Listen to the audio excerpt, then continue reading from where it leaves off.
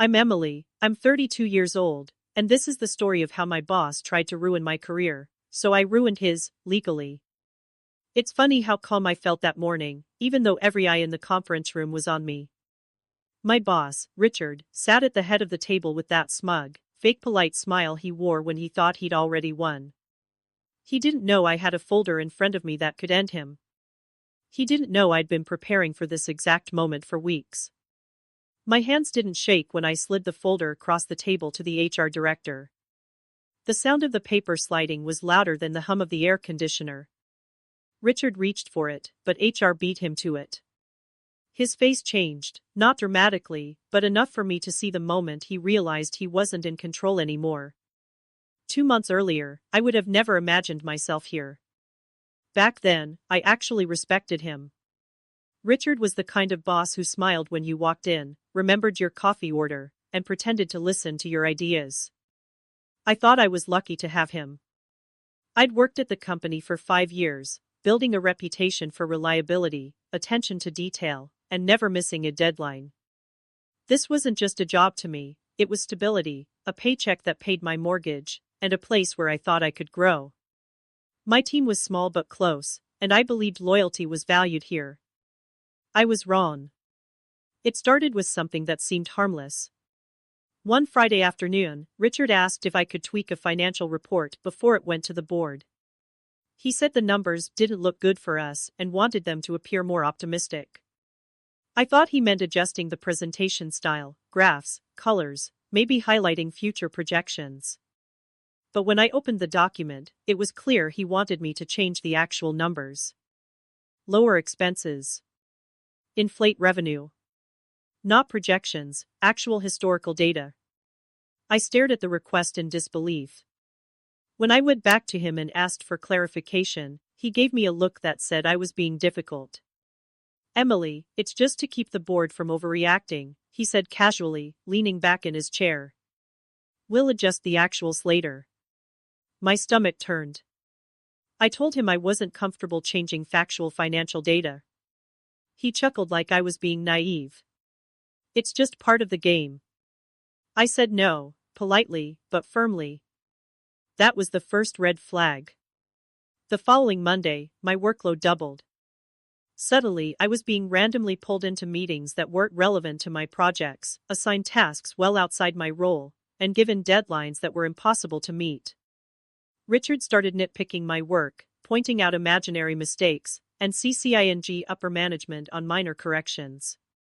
It was subtle at first, but I could feel the shift. This wasn't random. This was targeted. By the end of that month, my annual review was moved up unexpectedly. I walked in expecting a fair assessment, but Richard had prepared a hit piece.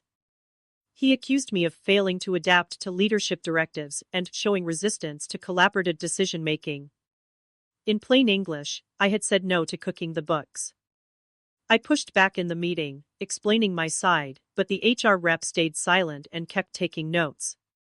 Richard smiled through the whole thing. I left that review with a knot in my chest and the sinking realization that he was building a case to fire me. That's when the fear started creeping in.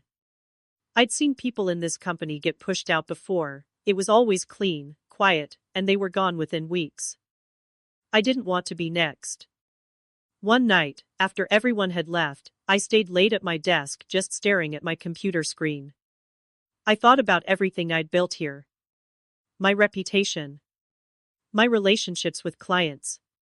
My mortgage that depended on this paycheck. And then I thought about what Richard was doing, and how he thought I wouldn't fight back. That was the moment something inside me shifted. I wasn't going to let him take this from me. I was going to fight, but on my terms, and within the rules. It began small. I started documenting everything. Every email. Every meeting. Every suggestion he made to bend the truth. I saved them on a personal drive. I started writing daily logs with dates, times, and exact quotes. I made sure to keep my tone in all communications polite and professional, so nothing could be twisted against me. And slowly, I began to see a pattern, not just against me, but against others too. People who had questioned him in the past had mysteriously left the company. The turning point came when Richard assigned me to lead a project proposal for a major client, one that could bring in millions. He gave me vague instructions, then weeks later accused me of mismanaging it. But this time, I had proof that I had followed his exact directions, down to the letter. I kept my calm in the meeting, even as he tried to humiliate me in front of the client. Inside, I was already forming the next steps of my plan. Because if he wanted to play games, I was ready to win, legally, publicly, and with receipts. The day after that disastrous client meeting, I walked into the office expecting more of Richard's subtle sabotage.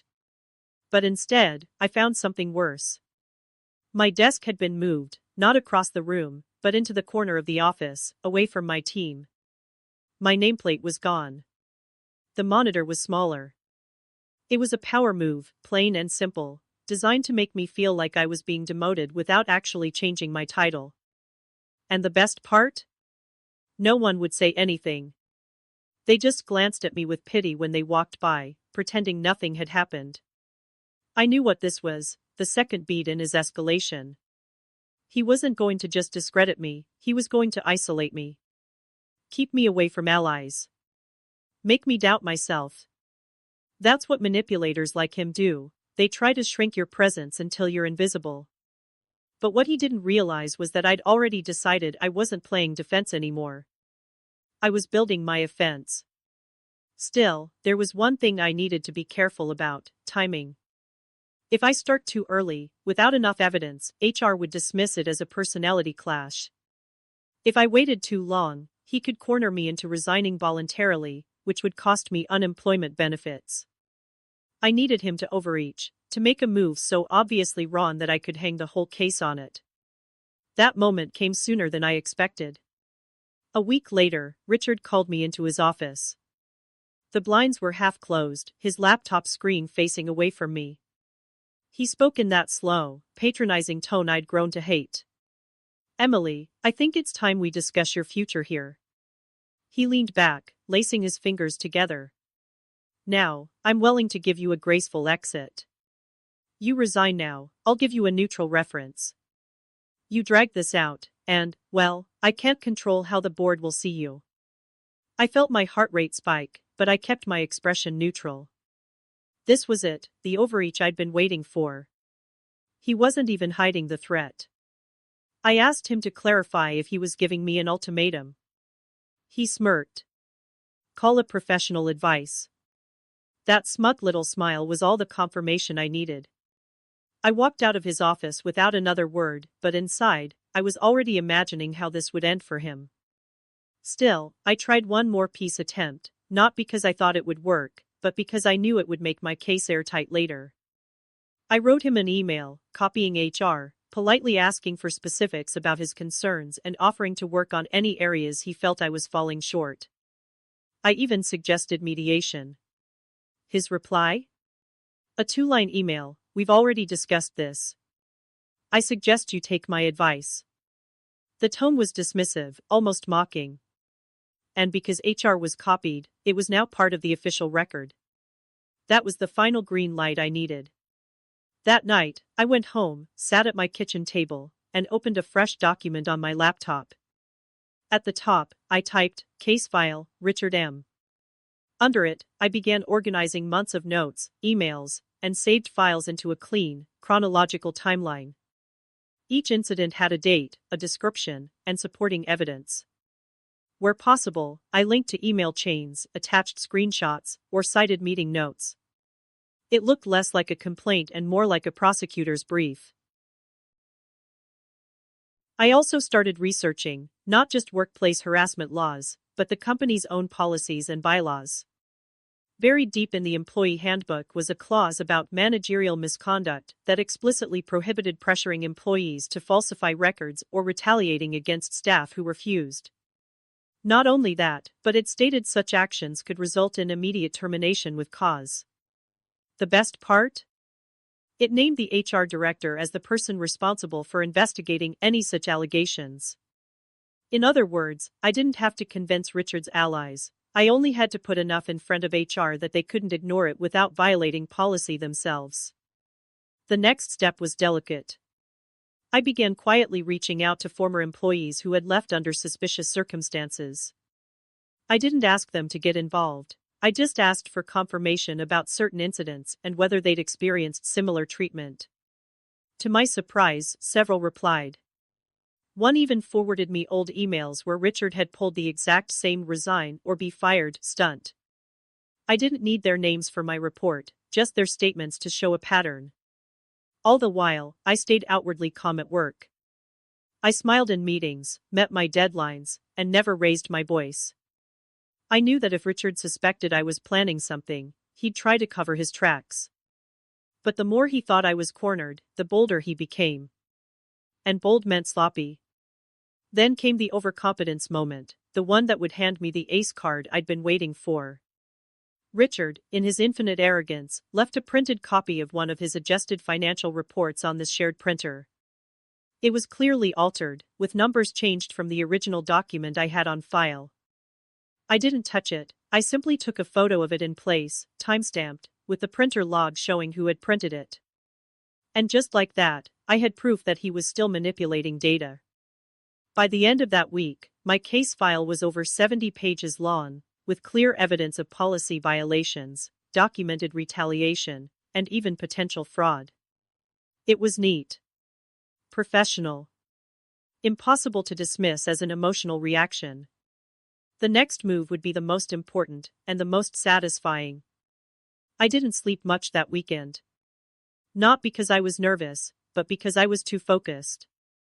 My living room floor was covered with printed pages, sticky notes, and tabs marking key evidence.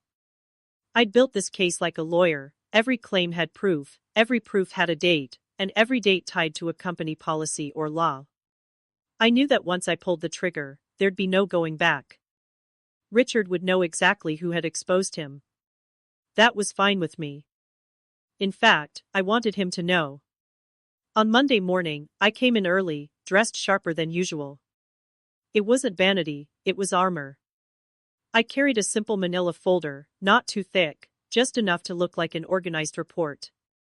The real case file was backed up in multiple secure places, with copies in my personal email and on an encrypted drive.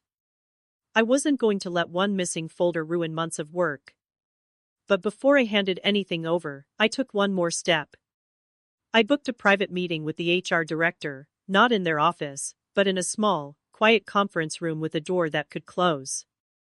When she arrived, she looked mildly curious but cautious. I didn't waste time.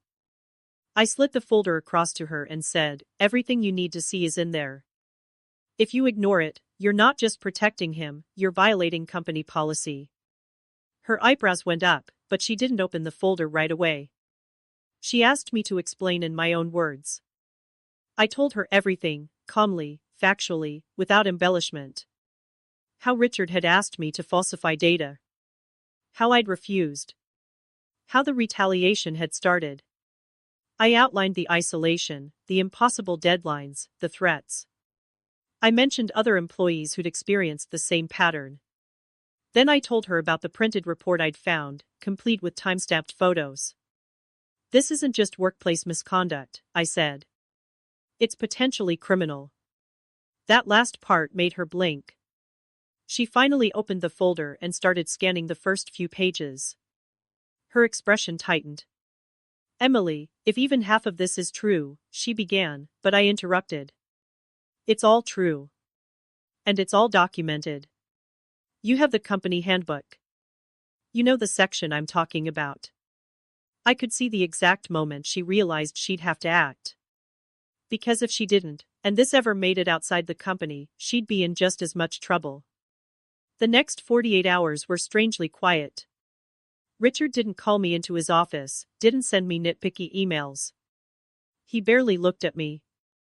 I suspected HR had already spoken to him, but I didn't let my guard down. I kept my logs going, just in case. On the third day, I was called back into HR, but this time, Richard was already there. The air in the room was thick.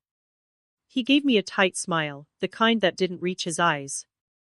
The HR director began reading from a prepared statement, informing him that an internal investigation had been opened into allegations of policy violations and managerial misconduct. She listed the specific sections of the handbook he was accused of breaking. With each line, his jaw clenched tighter. He tried to interrupt, to frame it as a misunderstanding, but HR shut him down. "You will have the opportunity to respond," she said firmly, "but until the investigation is complete, you are relieved of managerial duties." I almost smiled right there. This was the first time I'd seen him lose control. The investigation phase wasn't quick. It took 3 weeks of interviews, document reviews, and awkward silences in the office. Word began to spread, though no one said it outright. People noticed Richard wasn't in meetings anymore, that his name had been quietly removed from certain projects. A few coworkers gave me subtle nods in the hallway, not full-on support, but recognition. Meanwhile, I kept working like nothing had changed. I met every deadline, kept every communication professional, and gave HR anything they requested within hours. I wanted them to see the contrast, me doing my job flawlessly, and Richard's trail of misconduct unraveling in the background. Then, just when I thought things couldn't tilt further in my favor, I got an email from one of the former employees I'd spoken to earlier. She had decided to submit her own statement to HR, detailing the exact same pattern of retaliation I'd experienced. I didn't ask her to do it, she volunteered. That was the crack that widened the whole case. HR now had multiple corroborating accounts from different people over different years. It was no longer Emily versus Richard. It was Richard versus documented history. By the end of the month, I was called in for one final meeting. HR told me the investigation was complete, and they were taking appropriate action. They didn't give me every detail, but they did say Richard would no longer be employed by the company, effective immediately. They thanked me for coming forward and assured me the retaliation would be addressed in my record. It wasn't the dramatic courtroom moment you see in movies, but it didn't need to be. The real victory was still coming, and it would happen in a very public way that Richard would never forget. He didn't leave quietly. The day after HR told me he was out, Richard started emailing clients from his personal account, trying to rewrite the story before it was written. He called it a rogue employee situation and named me without naming me, describing a mid-level analyst who misunderstood leadership context. A client forwarded me the email with one line, "Is this true?" I felt the heat rise in my face, but I took a breath, typed a calm reply, and copied legal and HR. I didn't argue in the inbox. I asked for a formal meeting. If he wanted a stage, fine, we'd use a stage with lights, witnesses, and minutes. Legal moved fast. By noon, there was a calendar invite for a joint call with the client's CFO, our general counsel, the HR director, the head of audit, and me. The subject line was clear: project continuity plus compliance clarification. I could practically hear Richard grinding his teeth from wherever he was reading the BCC chain. He was not invited, which made it predictable that he would try to appear anyway. That worked to my advantage. People like him never resist the urge to walk into the spotlight even when it burns. I prepared like this was a courtroom. I printed a narrow packet, 8 pages, clean and numbered, each page referenced to a policy or email. No extra commentary. No emotional language. Just evidence. The first tab showed the company handbook clause about falsification and retaliation, highlighted with the section number. The second tab summarized the timeline with dates and one-sentence descriptors. The third tab cross-referenced his printed adjusted report with the original file. The last tab contained my email offering mediation and his 2-line dismissal, because sometimes the smallest sentences reveal the loudest truths. The call began with small talk that wasn't small at all. The client's CFO sounded professional but wary. Our general counsel kept her voice level, like a metronome. HR sounded like someone who had not slept. I was last to speak by design. Let everyone else set the tone, then drop only what needed to be dropped. The goal wasn't drama, it was clarity. I was there to protect the account and the truth, in that order. Richard tried to crash the party. 2 minutes in, his name flashed across the screen as joining. The general counsel muted him before he could say a single word and spoke calmly. This is an internal matter. Mr. M is no longer authorized to represent the company. Then she turned to me. Emily, please walk us through your documentation. It was not a question, it was a handoff. I understood my mark and hit it. I spoke slowly, with space between the facts so they could land. I described the initial request to tweak numbers, then read my exact reply refusing, then showed the immediate increase in workload and mood desk incident with timestamps. I pointed to the overreach, the neutral referenced threat, quoted verbatim. I presented the printer log image alongside the altered report. No adjectives. No labels. Just dates, quotes, and the policy sections that matched them. The client's CFO asked two short, pointed questions. I answered with receipts. The audit head chimed in with a one-line confirmation. These alterations are inconsistent with our internal controls. That was corporate for this is bad. Richard unmuted himself by brute force. He must have found a way to bypass the gate, or someone forgot to lock the room. His voice came in hot and shaky, the faux polish gone. He tried to spin it as of leadership call and interpretive projection, words that meant nothing when pinned to the evidence on the table. He reached for one last trick, calling me emotional and reactive. I didn't take the bait. I let the silence hang for a beat. Then I said the line I'd been saving for the exact moment he tried to paint me as unstable. Numbers don't have feelings, Richard. You could feel the room shift. It wasn't loud. It was heavy. The general counsel cleared her throat and made it official. For the record, she said, the company does not falsify numbers for any reason. Any suggestion to do so is a violation of policy and grounds for immediate termination. The client thanked us for the clarity. It would have ended there, clinical, contained, but then the CFO asked a final question that turned the meeting into the public moment I had envisioned.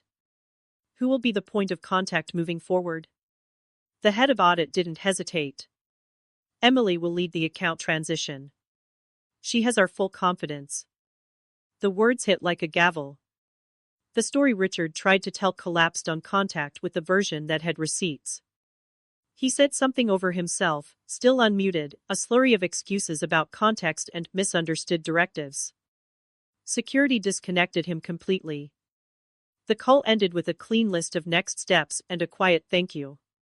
When I left the conference room, people were waiting outside, not for me, but for the gossip. I walked past them without changing my pace. The HR director caught up and asked if I could send the packet to her and legal for the file. I handed her a crisp copy and said sure. She thanked me in a voice that was small but sincere. As I passed the elevator, I saw Richard standing in the lobby with a cardboard box and a look that tried to be defiant but landed somewhere near lost. He locked eyes with me like he expected a flinch. I gave him nothing but a nod and stepped into the elevator. The immediate consequences began to appear in the places he had counted on for shelter. He lost his severance because the termination was for cause, which meant the shiny parachute never opened. The bonus he had bragged about in January evaporated.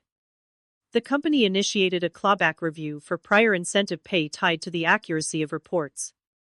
His access to systems was cut, and the audit committee notified our external auditors. None of this touched my hands, that was the point. The best revenge is paper thin and bulletproof. Within a week, an internal memo went out to leadership that read like a storm forecast, increased compliance checks, a refresher training, and a reminder that retaliation wouldn't be tolerated. The part that mattered most to me was one line, tucked in the middle where only people who cared would notice it: employees who raise concerns in good faith are protected. I printed it and kept it in my desk. It wasn't just a sentence, it was a boundary drawn in ink. He tried one last move, a whisper campaign on LinkedIn, the kind of vague post that says everything without saying anything. Sometimes loyalty is punished by those who fear decisive leadership, he wrote, the words dipped in self-pity. It backfired. Someone posted a screenshot of a public ethics statement from our company, and another person commented that altering numbers wasn't decisive leadership. The thread died under its own weight. Bad facts make bad lies. On the home front, the air in the office changed. It didn't become perfect, workplaces never are, but it became clearer. People stopped looking over their shoulders when they asked questions in meetings. A junior analyst came to my desk and said thank you in a whisper, like she was telling me a secret. The client sent an email noting the professionalism and transparency of the transition. The CEO forwarded it to the whole company with a congratulatory note that didn't mention names but didn't need to. Everyone knew. Then came the meeting that felt less like victory and more like closure. HR invited me to debrief with the general counsel and the head of audit, not for another investigation, but to codify what we had learned. We discussed how reporting paths could be clearer, how desk moves should require a documented business reason, how deadlines needed to be scoped with realistic resources. It wasn't glamorous. It was the slow work of making sure this didn't happen again. That was the real win, not the moment in the spotlight, but the policy lines that would outlast us all. At the end of the debrief, the general counsel asked if I wanted to file a formal complaint to preserve the record beyond the internal case. She outlined my options: a written statement for the audit committee file, a confidential note to the board's ethics hotline, and, if I chose, a report to the professional body Richard claimed membership in. I didn't hesitate. I wrote the statements, attached my receipts, and kept my copy. I didn't need revenge to feel loud. I needed it to be legal and permanent. Paper trails outlive power plays. A week later, the public setting arrived not in a courtroom or a news story, but in the company's quarterly town hall. These events were usually all charts and buzzwords. This time, the CEO paused midway and talked about integrity, not as a brand line, but as a practice. When we say no to shortcuts, we say yes to trust, he said, and the slide behind him showed the ethics clause I had highlighted in my packet. He didn't mention me. He didn't mention Richard. He didn't need to. It was clear to anyone who'd been paying attention. I stood in the back and let the words wash over me. I wasn't looking for applause. I was listening for the sound of the floor getting sturdier under my feet. Later that afternoon, the client's CFO sent one last note. Thank you for the clarity and the steady hand, it said. We look forward to the next phase. I stared at the message for a long second, then exhaled a breath I didn't realize I'd been holding for months. The justice wasn't cinematic fire. It was clean air. It was the absence of threat. It was the knowledge that the truth had been stamped, filed, and shelved where lies could not reach it. I walked past the empty office that used to be his and felt nothing like triumph and everything like relief. I didn't want his job or his chair. I wanted my boundary back. I wanted my work to mean what it said on the page. And in that quiet hallway, with the buzz of printers and the faint hum of the air vents, that's exactly what I had. The weeks after Richard's departure were strangely still, like the air after a heavy storm. People spoke in normal voices again. Laughter returned to the break room. Even the coffee tasted better, though maybe that was just my own nerves finally unclenching. HR kept their distance, which I appreciated. They'd done their part, and now they were letting me get back to mine. But I wasn't done. Not yet. You see, part of my plan had always been to make sure Richard's actions didn't just vanish into a sealed HR file, where they'd be quietly forgotten in a few years. I'd already given my formal statement to the audit committee and the board's ethics hotline, but I knew there was one more channel: his professional licensing body. Richard wasn't just a manager, he was certified in a way that tied him to a strict code of ethics. Violating that code could mean losing his credentials, the very thing that made him employable in his field. It wasn't personal vindictiveness. It was about making sure he couldn't just walk into another company and pull the same stunts. The licensing body's process was methodical. They required a signed statement, supporting evidence, and proof that the internal investigation had concluded. I had all three neatly organized. I sent the packet via certified mail, kept the receipt, and marked the date in my calendar. While that was in motion, I also started working with the compliance team to help draft new internal training materials. They wanted to use my case, anonymized, of course, as an example of how retaliation can look subtle on the surface but still violate policy. I reviewed the script they'd written and added the small details that mattered, like the desk move and the neutral referenced threat. Those details, I knew, were the red flags most employees might otherwise miss. A month later, I got a letter from the licensing board. They had reviewed my complaint, found sufficient cause to open a formal investigation, and had temporarily suspended Richard's credentials pending the outcome. It wasn't permanent yet, but it was a clear sign that they were taking it seriously. In the meantime, life at work wasn't just back to normal, it was better. I was given a quiet nod from the CEO at the next leadership meeting, the kind of acknowledgement that doesn't make the newsletter but still matters. The client account I'd been assigned after Richard's removal didn't just survive, it grew. They extended their contract and even asked for additional services. That extension came with a bonus for me and my team. I made sure the team got lunch on me the next day. Outside of work, I finally started sleeping through the night again. No late-night pacing, no constant checking of my email for the next round of bad news. My phone stopped feeling like a grenade in my pocket. Friends noticed the change before I did. "You don't look like you're carrying a brick on your back anymore," one of them said.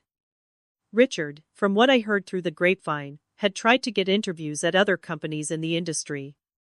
But without his credentials and with whispers following him, he wasn't getting far. The professional network that once boosted him was now cautious. Nobody wanted to hire the guy whose name had floated around in connection with policy violations and compliance concerns. It wasn't slander, it was his own track record catching up with him. Actions leave footprints you can't outrun. The last time I saw him was purely by accident. I was in line at a coffee shop near the office, and he walked in. He spotted me almost instantly. For a split second, I saw the same arrogance from before, but it flickered. He didn't say anything, just gave a stiff nod and moved to the other side of the shop. I wasn't angry. I wasn't even smug. I just ordered my coffee and went back to work. Because the real win wasn't watching him fall, it was knowing he couldn't take me down. In quiet moments, I thought about how close I'd come to just giving in when he first threatened me. If I'd taken that neutral reference deal, I'd be out of a job, my reputation shredded, and he'd still be sitting in his corner office. Instead, I'd kept my boundaries, used the rules, and turned his own tactics against him. And I'd done it without breaking the law, without screaming matches, without dirty tricks. Just evidence, patience, and timing. I started saying yes to more speaking invitations, internal workshops, industry panels on ethics, even a small conference where I shared lessons learned about standing your ground in a corporate setting. I never mentioned names, but I always ended with the same line: the truth doesn't need to shout, it just needs to be written down. That line became a sort of mantra for me. It reminded me that even in the worst moments, I had control over one thing: the record. And when you control the record, you control the story. I thought the story was over when the town hall ended and the client signed the extension. But real endings aren't clean, they taper off like the last note of a long song. The weeks drifted into a rhythm I hadn't felt in months. I walked to work without rehearsing responses in my head. I logged in without bracing for impact. I remembered what it felt like to be good at my job and not have to defend that feeling every hour. Quiet felt new, and I guarded it with the same care I'd once guarded evidence. There were small reminders that the past was still out there, circling. A recruiter called to ask if I'd give a background reference for someone on Richard's old team. I didn't say much. I answered what I could verify. I didn't speculate. The truth is heavy enough on its own. Another day, compliance asked if they could use one of my anonymized email exchanges in the new training. I read it again before approving it. The text was simple: a polite refusal, a clear line, no anger. Reading it made me realize something I hadn't noticed when I first typed it. I didn't just protect the company's numbers, I protected my own voice. The licensing board moved slowly, the way institutions do when they want to be precise. They sent me a formal request for a signed affidavit. I filled it out on a Sunday afternoon with a cup of tea and a steady hand.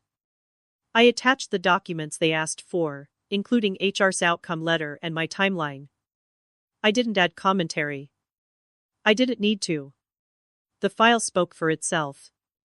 Weeks later, a second letter arrived. The envelope felt heavier than it looked. Inside, a single paragraph said what months of anxiety hadn't been able to say: credential revoked for ethics violations. I set the letter down and just stared at it. Not with joy. Not with vengeance. With relief.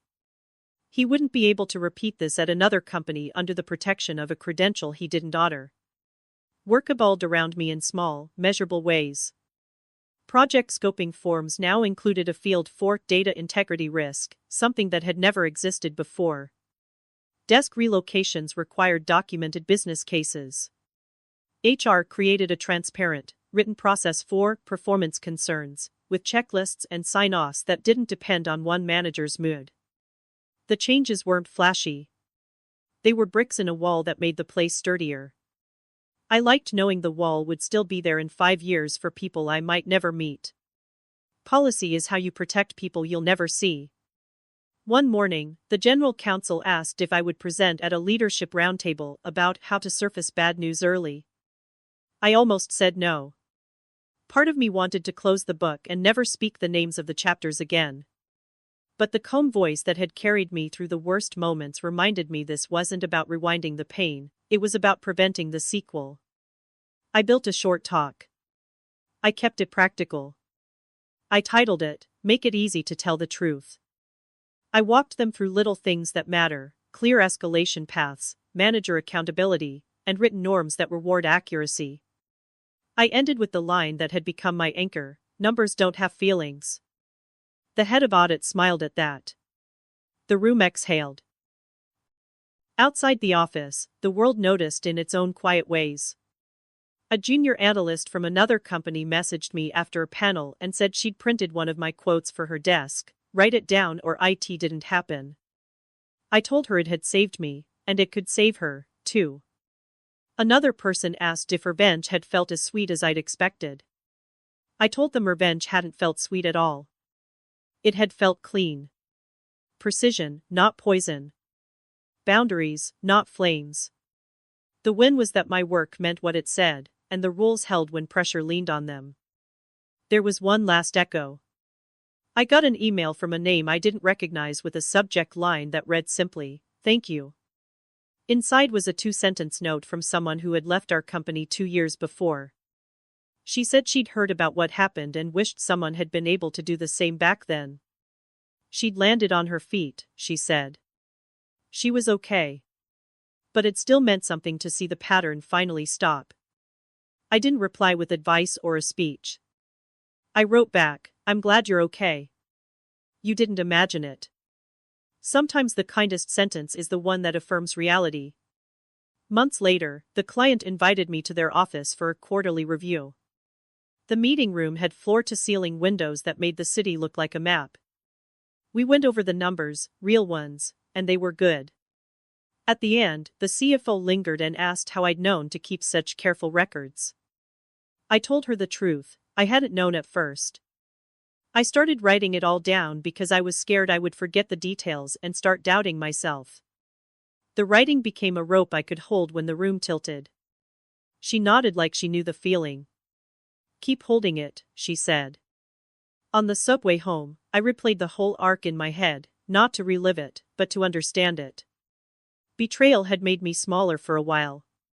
Confusion had fogged the edges. Powerlessness had made me quiet. But resolve had taught me to plan. Justice had taught me to wait. Relief had taught me to breathe again. The arc wasn't just about a manager and an investigation. It was about learning that my boundaries don't need approval to exist. They just need me to stand next to them. Sometimes I pass the lobby where I saw Richard with his cardboard box. The memory doesn't sting. It sits in my mind like a caution sign on a sharp curve. I don't hate him. I don't wish him pain. I wish him a long, slow lesson in accountability, the kind I learned in reverse, that shortcuts aren't paths, they're traps. And I wish for anyone who crosses a line like he did to meet someone who writes everything down. Not to punish them, but to show them the map back to the truth. The truth doesn't rush, it arrives on time. The last loose end tied itself without me pulling the thread. HR sent a final note months later confirming that the internal case file, my affidavit, and the board's findings were archived under the company's retention policy. It was bureaucratic language for a human outcome. The record would outlast all of us. That's the kind of ending I can live with. Not a triumph shouted from a stage, but a door that closes and stays closed because the hinge is solid and the latch fits. If you're listening to this and you're in the blurry middle of a mess like mine, here's the part one wish someone had told me on day one. You don't have to be the loudest voice in the room to win. Be the clearest. Be the one with the dates, the screenshots, the policy citations, the calm email that starts with "per our conversation." Ask for the process in writing. Offer a reasonable path to fix things once. When it's rejected, step onto the path the rules built for you. It won't be quick. It won't be flashy. But it will hold. Calm is a strategy, not a personality trait. I walked out of the office tonight with a light backpack and an empty inbox. The street smelled like rain even though the sky was clear. I don't know what the next big challenge will be. Work always finds a way to test your edges. But I know this much, I won't hand anyone the pen to write over my name again. I'll keep my receipts, keep my boundaries, and keep that quiet line at the center of my work. Say what happened, show what's true, and let the paper do the talking.